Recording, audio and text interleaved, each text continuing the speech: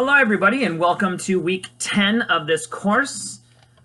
This week we are going to be diving into two major movements, if you will. One of these movements is actually going to require us to go back on the timeline just a bit. But this week we're going to be focusing in on the first industrial revolution within the United States. And this first industrial revolution is called a first industrial revolution because following the Civil War, there was a second boom within manufacturing and industrial development. So historians have sort of broken it up into these two pieces. But what I will say is that the Industrial Revolution, which really began in the latter part of the 18th century, largely with Samuel Slater, who had pirated some manufacturing and technology from Great Britain, whose Industrial Revolution had begun long before the United States did. But it begins in the latter part of the 18th century, and it really just continues all the way through the 19th century. Sometimes we think about the Civil War as sort of breaking and stopping that process, but indeed, the Industrial Revolution continued during the American Civil War. But we're going to be taking a look at that movement, and we're going to be looking specifically at the development of the factory system within the United States. We'll be looking at some of the workers and the conditions that these workers worked in, particularly with respects to women in New England. And we'll be looking at a number of different inventions, including the cotton gin, which was an agricultural invention, but again, the cotton gin helps slavery to become profitable. Slaves make cotton. Cotton is sent to northern textile factories, and those factories boom. And so we're going to be looking at a host of different things with respects to the Industrial Revolutions. And that's the first movement that we're looking at. The second is known as reform movements, antebellum reforms. Antebellum is a word that we use to refer to the period prior to the American Civil War.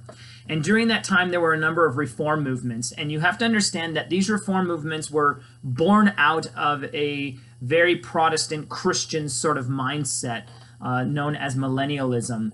Or perfectionism. And the idea is that if you could make society perfect, then the second coming of Jesus Christ would come and life would be perfect. And so what reformers began to do is to tackle some of the problems of the day. We're going to begin to see education reform, asylum reform. You're going to begin to see a movement towards health reform.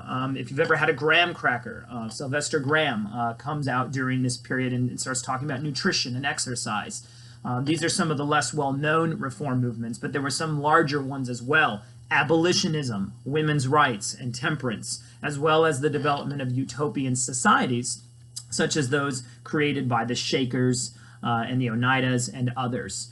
Okay, and so there's a move during this time period to really try and perfect society, to correct the social ills, the cultural ills, that many people saw going on. And so these are the two major movements that we're going to be looking at this week. I find them incredibly interesting, and hopefully you will as well. So we have a large breadth of things to cover, and again, I hope you enjoy it.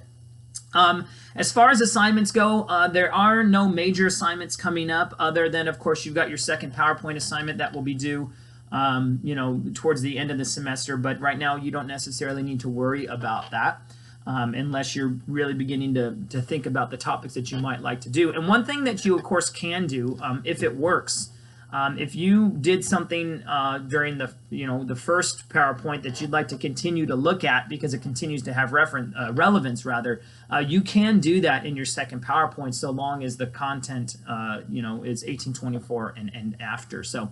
But if you have questions on that, please contact me, as always, with any questions you have, okay?